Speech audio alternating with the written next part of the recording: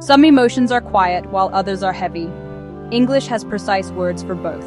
It's a grey, rainy afternoon, perfect for hot drinks, and even better for discussing some deep, emotional vocabulary.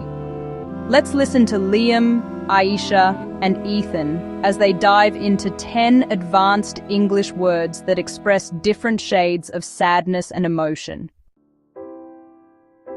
Dour versus Morose. You know, the main character in that old French film I watched last night had the Dourest expression.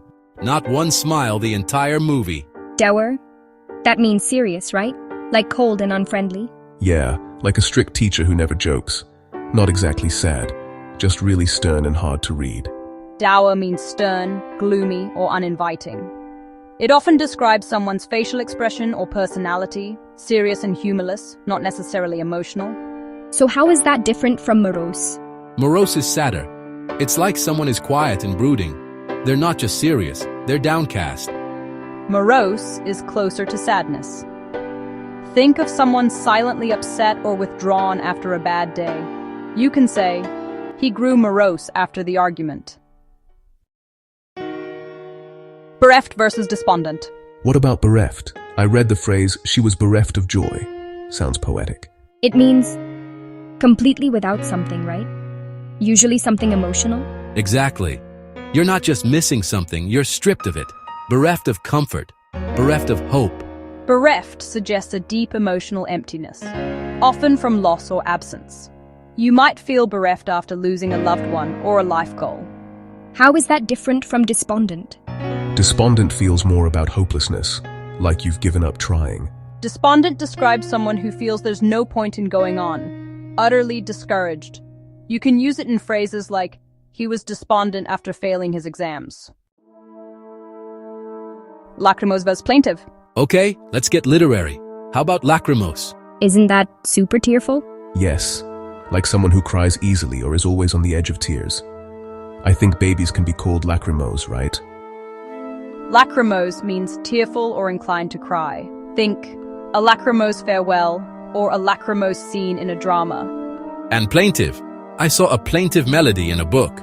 That's like a soft, sad sound, right? Correct. So lachrymose is about tears, and plaintive is more about the feeling in your voice or music. Plaintive describes something with a gentle sadness, often sound like a voice or a tune. Use it with a plaintive cry, a plaintive tone. Lugubrious versus Melancholy. I've always found lugubrious kind of funny. Like it sounds too dramatic. That's because it is.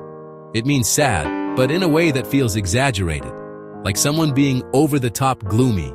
Lugubrious describes heavily expressed or overly dramatic sadness. Sometimes it's so dramatic it sounds theatrical or even humorous in tone. Try. She gave a lugubrious sigh after spilling her coffee. Compared to that, melancholy feels soft, more thoughtful. Yes, it's more about quiet, lingering sadness. Sometimes even beautiful, like a melancholy sunset. Melancholy often suggests nostalgia or reflection. It's not crying, it's thinking and feeling. Use it with melancholy music, a sense of melancholy. Saturnine vs. Pathos. Now, what's Saturnine? I hear it in books, but not in real life.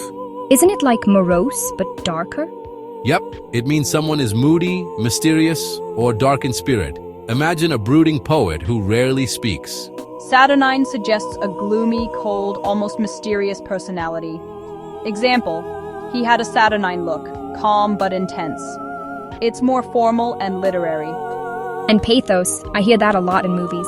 That's the emotion a story creates in you. Pathos is the power to evoke sadness or sympathy in others. It's a quality, not a mood. You'll hear, the movie was full of pathos, or his speech stirred deep pathos. Now it's your turn. Next time you're watching a movie or reading a book, spot one of these words. Are the characters despondent, morose, or just plain lugubrious?